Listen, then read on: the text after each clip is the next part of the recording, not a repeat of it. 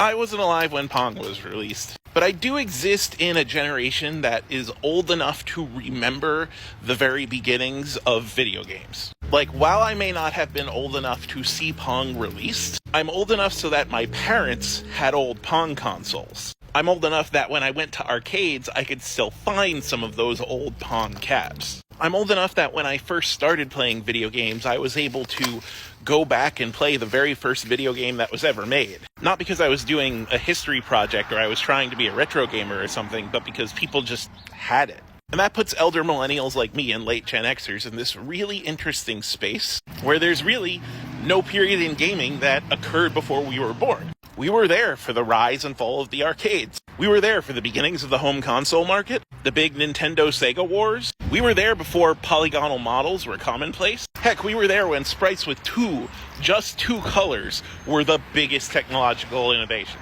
So when it comes to gaming history, we lived it. And it's kind of interesting coming from a place where you've experienced these things, seeing how history has changed for people who haven't. For example, Marvel vs. Capcom 2 is now considered to have one of the best fighting game soundtracks of all time.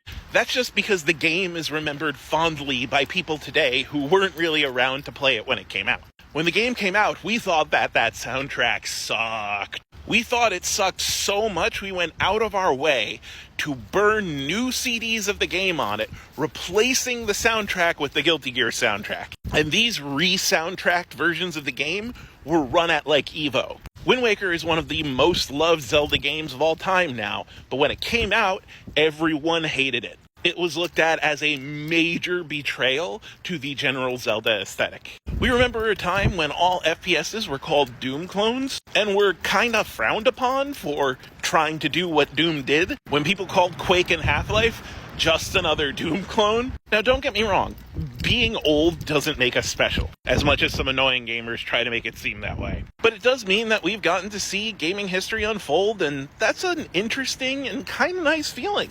Like, remembering a time before the ESRB exists. That's wild. I remember when Mortal Kombat 2 got people in Congress talking about how awful video games were. And that was just a few drops of pixelated blood and spine. I was there before games had save systems, and then there were passwords, and then there were battery backup saves, and then there were memory cards, then eventually we just saved on a hard drive. But I think the most interesting thing is seeing where games are going to go into the future. Seeing how consoles have basically just become PCs. Seeing how we've all switched to digital distribution. There was a time when I thought games can honestly never look better than the original Super Mario Bros. And then Super Mario World.